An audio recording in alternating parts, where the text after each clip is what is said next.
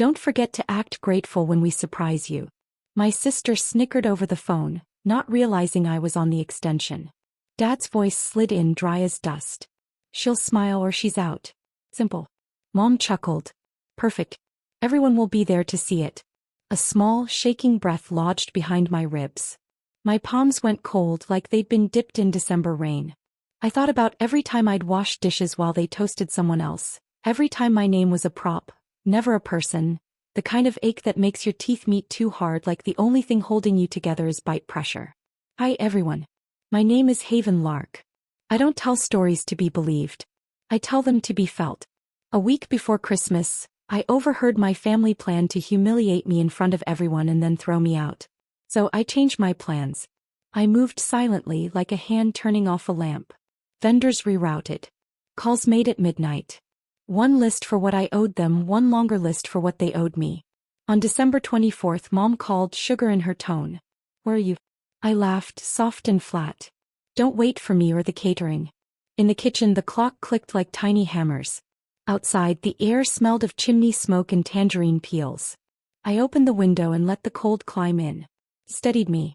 You can measure a lifetime in what you're willing to swallow. I was done swallowing. They wanted a stage. They'd built it themselves. Strings of warm lights, glossy place cards, a mic that would crackle when the joke landed. The plan, my sisters, was a roast dressed as love, and then a shove dressed as boundaries. They forgot the part where the girl who fetches napkins knows where the invoices live. I set my phone down and pressed 2 fingers to my wrist, counting beats. Control is a quiet drum. Another call. Dad this time declined. A text from my aunt. Bring the cranberry tart at least. A smirk tugged at my mouth. The tart was already delivered to the shelter down the street. So were the trays with names taped on top. Salmon, Lee table, roast, head table. Every labeled kindness redirected. Snow began, a hush of white noise in it. I heard my own voice for the first time in years. I zipped my coat, picked up an unmarked envelope and stepped into the night, toward the one place in that house they never thought I'd go. The night air cut sharp against my cheeks, but it was cleaner than anything that lingered inside that house. I walked quickly, boots sinking into soft snow, the envelope pressed against my palm like a live ember. Inside were receipts, photocopies of every bill, every catering deposit, every dime I had poured into their so-called family Christmas. I carried the proof the way someone carries a match before striking it. Through the frost-tipped trees I saw their house glowing like a stage set. Cars lined the street, exhaust curling upward, muffling the hum of laughter spilling from open windows. For a moment I just stood there, hidden in the dark, listening. My sister's voice rang loud, full of false brightness. She's always late. Wait until you hear what we have planned for her. The room erupted in amusement. I let the sound pace me, then settle into steel. I moved toward the side entrance, the one no guest ever used, the service door where I used to carry trays in and out, unseen. My key still worked. Of course it did. No one ever changed locks for the girl they thought would always stay obedient. I slipped inside, swallowed by the hum of warm air and the faint sting of cinnamon candles. My heart thudded in rhythm with the clinking of glasses nearby. The dining room was dressed like a magazine spread. Polished silverware, a mountain of wrapped boxes under the tree. My family gathered there, glittering in red and gold. Mom raised her hand for silence. When she finally shows, we'll toast. Then her smile was the same one she used to slice me down when I was 10. I leaned against the doorway, unseen for a moment, just watching them. They rehearsed their cruelty like it was theater. That was when I realized, tonight I didn't need to speak louder than them. I only needed to let their stage collapse beneath its own weight. I gripped the envelope tighter, then stepped forward, the wood creaking under my boot. Dozens of heads turned at once. My sister's smirk froze halfway. The silence was sudden, sharp, like the pause before a chandelier falls.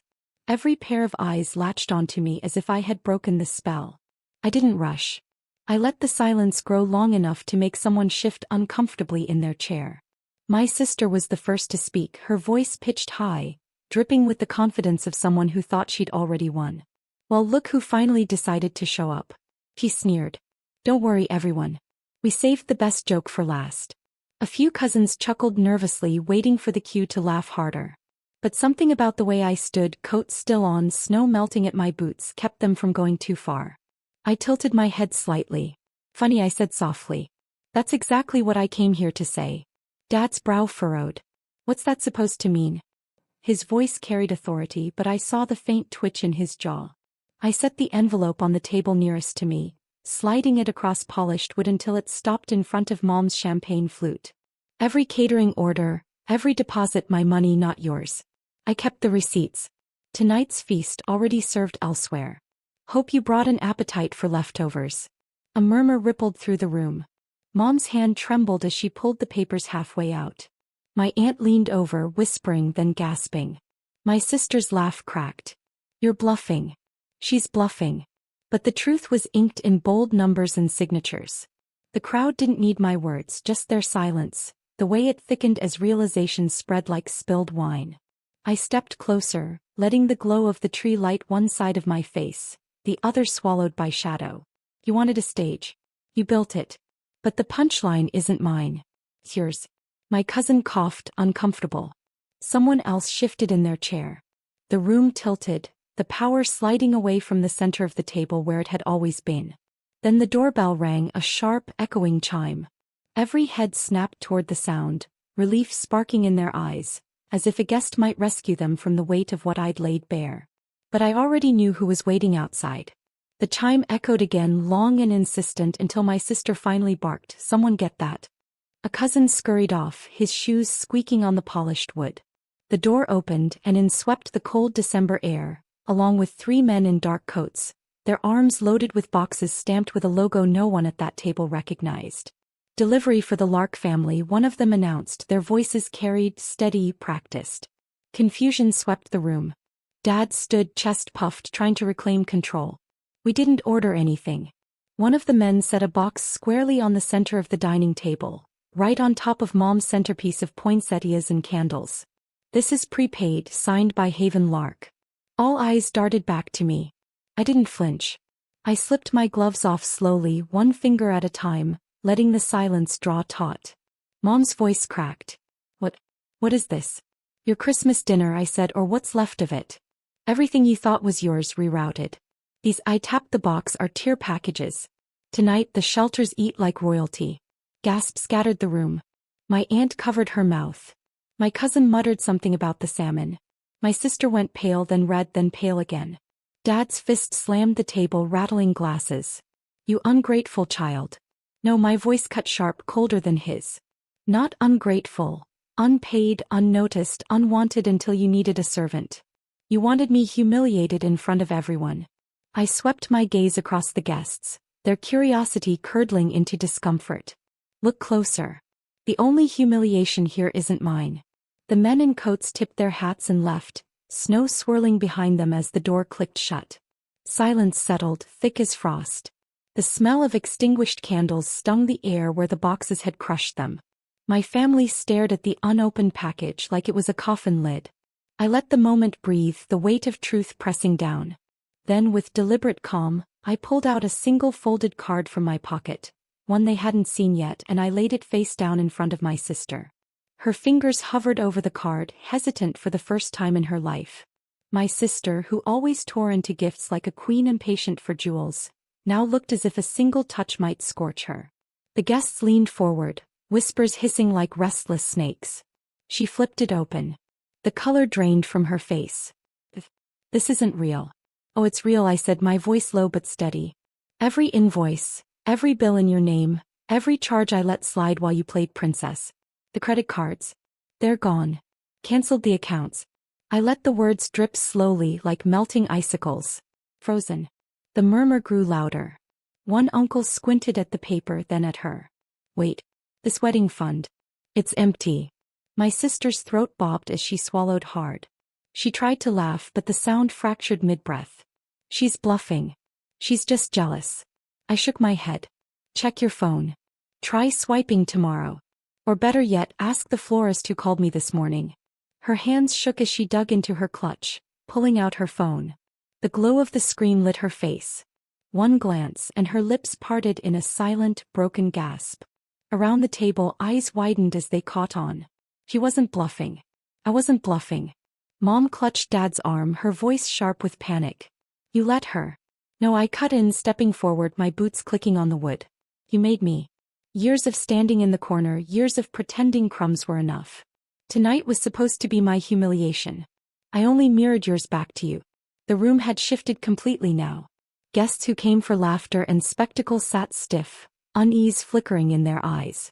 A few even looked at me not with pity but with something closer to respect. My sister's phone slipped from her hand and clattered against the floor. The sound cracked through the silence, and in that sharp, stunned quiet, I whispered just loud enough, "Merry Christmas."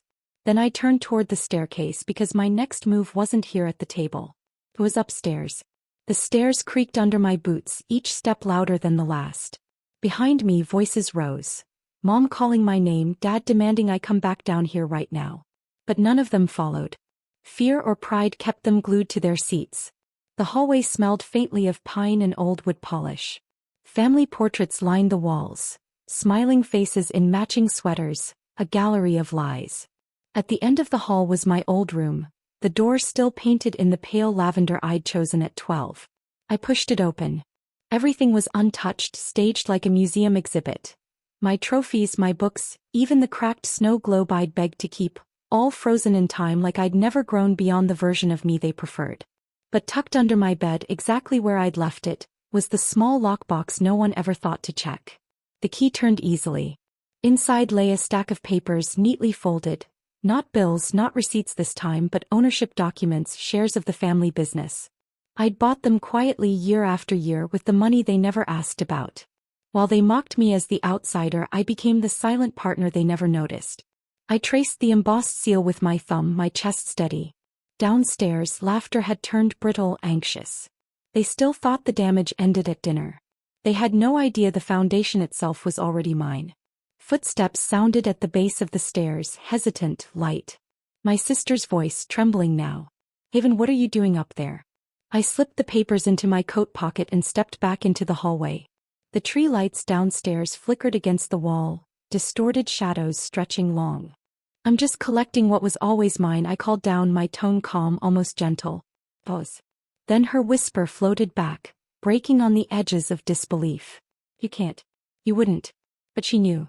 She always knew I was quieter, not weaker. I descended one step at a time, the weight of the papers heavy in my pocket, my final card. And this time the silence followed me, not them. By the time I reached the bottom step, the living room had changed. The laughter was gone, replaced by restless murmurs, the kind that coil in a room when people realize the story isn't playing out the way they expected. My parents stood at the center, like stranded monarchs, brittle crowns slipping. My sister lingered by the table, pale, her eyes fixed on my coat pocket, as if she could see the edges of the documents through the fabric. I moved closer, steady, unhurried. Every gaze followed. The lights from the tree flickered, casting gold halos on the walls, but the warmth in the room had bled out. Dad tried first, his voice hard with strain. "This is family business, Haven. You don't parade it in front of guests." I let the weight of his words fall uselessly between us. "Exactly," I said. "Family business." And lucky for me, I pulled the papers free and laid them flat on the table, right on top of the unopened box. "I own more of it than you ever bothered to notice." Gasps rippled. Someone stood to see better. My mother's hand trembled over her necklace, her knuckles white. My aunt whispered, "Shaz, is this true?" Dad's face flushed crimson. "Those are forged. They're notarized," I cut in. "Every percentage accounted for. While you mocked me, I invested. While you planned to push me out, I was already inside." My sister's voice cracked. Why would you do this?"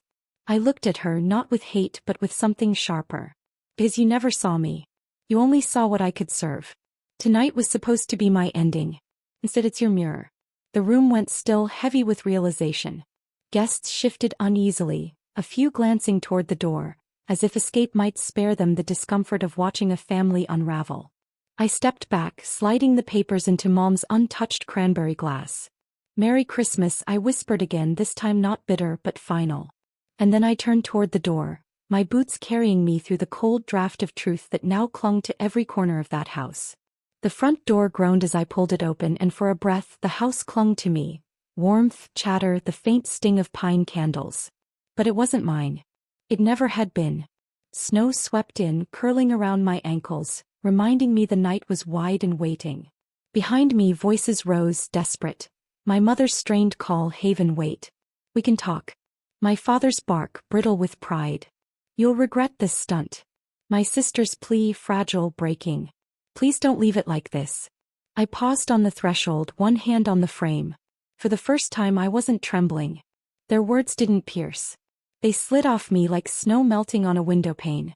I turned just enough to see their faces, their perfect tableau now fractured, fear and disbelief carved into each expression. I didn't burn this house down, I said softly. I just stopped holding it up. A silence, thicker than any storm, followed. Guests stayed, caught between sympathy and awe. Some looked at me with quiet nods as if they understood. Others couldn't meet my gaze, ashamed they had laughed earlier when cruelty was rehearsed as comedy. I stepped into the snow. The door shut behind me with a heavy click. Outside, the world was crisp and untouched. Street lamps glowed against falling flakes, the air sharp with freedom. For once the cold didn't bite. It cleared. In my pocket, the documents pressed warm against my side. Proof not of revenge alone but of reclamation. They wanted to write my story as humiliation. Instead I walked away carrying the pen. I didn't need applause. I didn't need them to say I was right. The quiet truth was enough. I had broken free without breaking myself. As I reached the corner, I heard the faint echo of church bells striking midnight. Christmas had arrived, not theirs, mine. And with each toll I felt lighter, as if the snow itself whispered, "You are no longer theirs to diminish." I kept walking, leaving footprints they could never follow.